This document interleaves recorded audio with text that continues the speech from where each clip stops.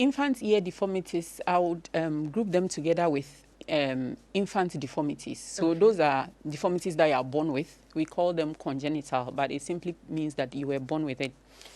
The causes may be genetic. So it may be like how sort of you are wired.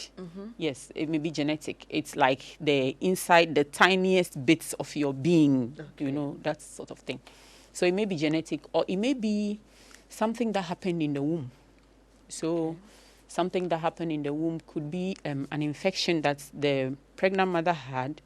It could be substances that the mother took, drugs or alcohol or other things that the mother took. And it may be related to, we know that smoking is toxic to or affects the baby that is in the womb. Yeah, so those are the things that may cause ear deformities. Or it may be just an ear deformity, or it may come with other deformities. So when it comes with other deformities, that's a syndrome. And those ones are usually more difficult because it's not only the ear, there are other things that are also affected. They may have deformities or other problems. Yeah. So whether you can fix it with an operation or a surgery depends on the kind that it is. Yes. For instance, if you have a deformity where there is no ear, the way you are going to handle it is going to be different from if the ear is small.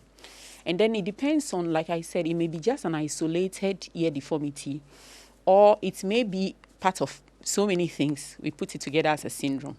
So then if it's a syndrome, if it's a syndrome, you are going to take a lot more things into consideration when you are considering whether to repair it.